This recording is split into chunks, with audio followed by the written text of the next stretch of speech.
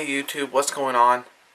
So in this video, I'm just going to be showing you how you can go about adjusting the valves on your small engine. In this case, it's going to be my snowblower. I just did the head gasket on it, but I put it all back together just so I can show you the process of what you have to do to actually adjust your valves. So next I'm going to show you what tools are required to do the job. So I'm going to start off with just some kind of long screwdriver to verify that your piston is at top dead center, which means it's all the way up in the cylinder. You're going to need some kind of ratchet, so I'm going to use my rechargeable electric Black & Decker power ratchet, which is just 1/4 inch drive with an extension and a 10mm to get the valve cover off. But of course, if you're verifying that it's top dead center, you're going to need a spark plug socket, or a socket that will remove the spark plug. So I have it on my ratchet. In my case, it's a 3/16 socket, and of course a set of feeler gauges, which if you don't have a set of these, you can pick them up at pretty much any parts store, because most parts stores do sell some tools, and this would be one of them that they probably do sell. And then you're going to need 2 wrenches. You're going to need a 10mm wrench and a 14mm wrench to get them off. And then if you want, you're going to have to get these specs somehow. You can more than likely go online and find the shop manual, which I've done. Found the shop manual for my particular engine, and I went ahead and went into it and found which pages had my specs on it. Which this page here has my valve specs on it. That's my intake valve spec and my exhaust valve spec. So that's what I'm going to be setting them to. So that's all you're going to need. And I usually keep rags around just in case. So first I'm going to start by removing the spark plug boot. And I will just slide it right up under there. And then I will just slide my socket over the spark plug, which is never freaking easy.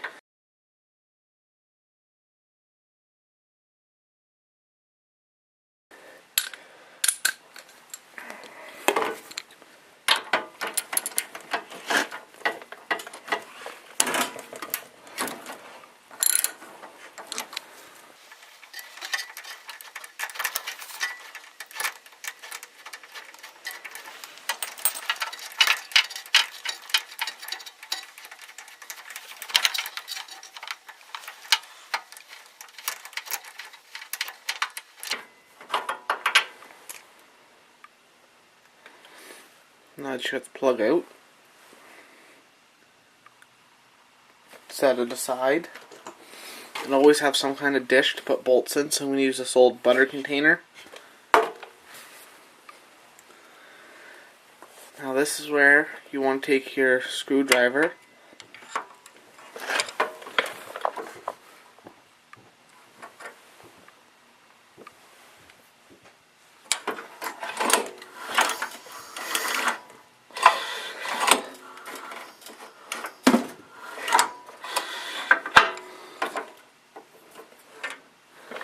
verify that it's at top dead center.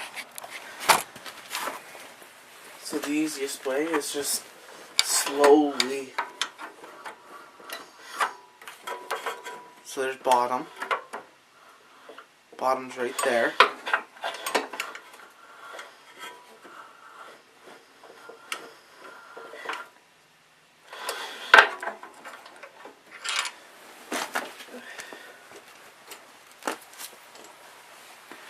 So now that it's at top, I'll set the screwdriver aside.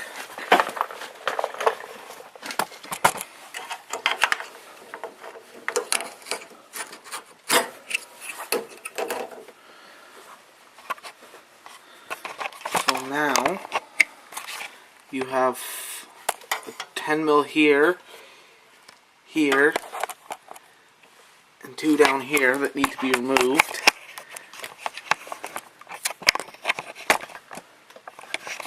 So we'll go ahead and start zipping them out. And this is where this little feller comes in handy.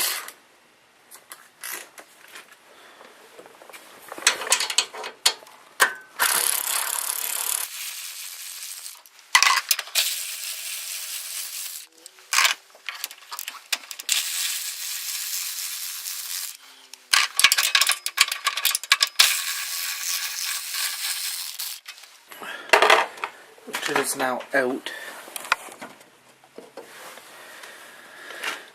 But I'm going to go ahead and pause the video, and I'm going to remove this top piece so I can get down to a line in here, just off into the side down here,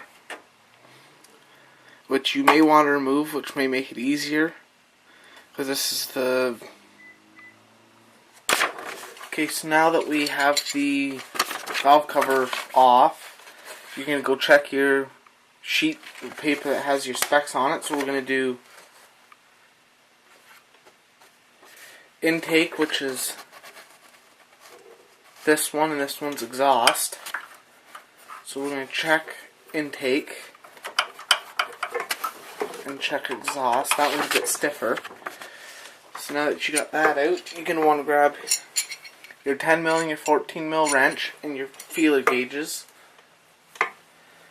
And you're going to want to find the appropriate gauge. Now for my intake, because it's 4/1000ths to 6/1000ths of an inch,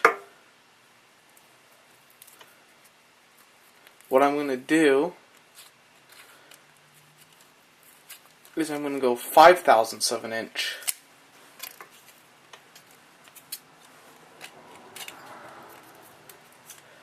Because in that way,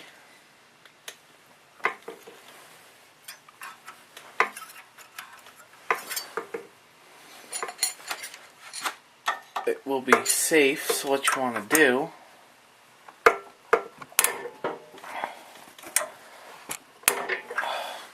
so gotta slug that one in there.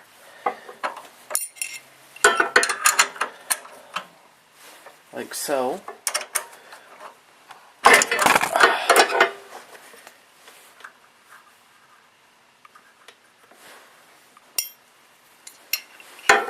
And then slide this one over.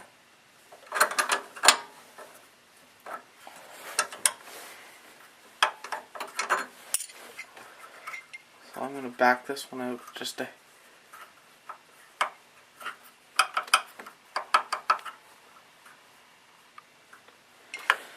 hair. Now I'm going to, just to get enough room to get my feeler gauge under there.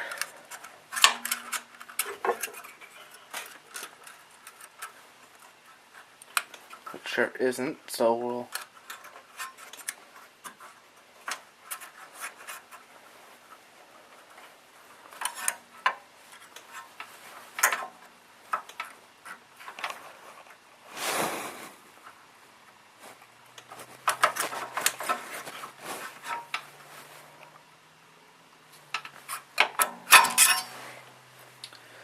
so now that there was a little tension on it, I'm going to put my wrench back on, right there.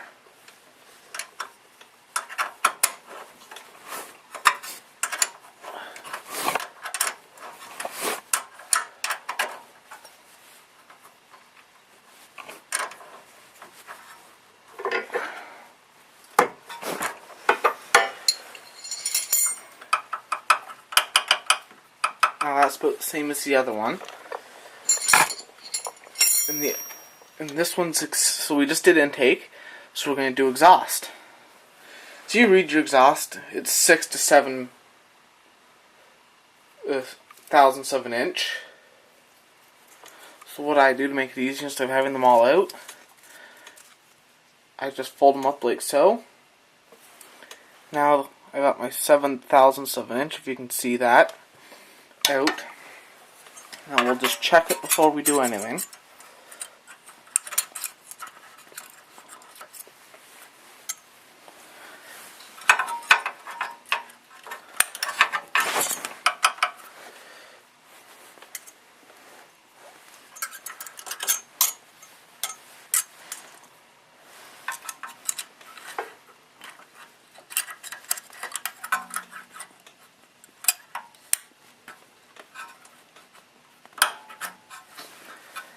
Okay, so once you get it in there, and it is not touching the bar, so as you can see, that valve is good. Okay, so now that we have our valves adjusted to spec, I'm going to go ahead and I'm just going to let the camera roll for the reassembly. I'm not going to be explaining anything, I'm just going to be throwing it back together because this is the opposite of taking it apart. And, well, it will take about 5 to 10 minutes, so I'm just going to let it roll, speed it up, throw it in, and have it sped up so it's like maybe 30 seconds to 45 seconds of the actual video length. So let's get on with that.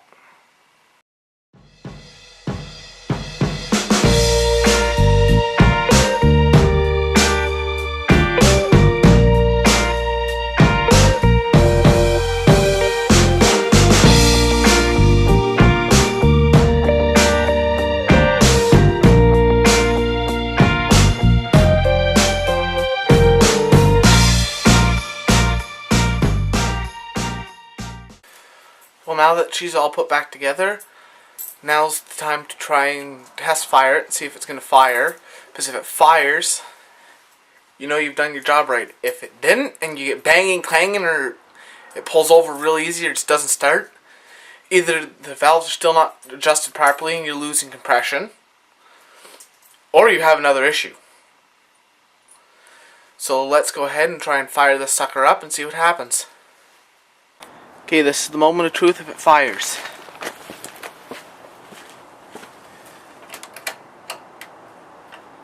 Choke on, a little bit of throttle.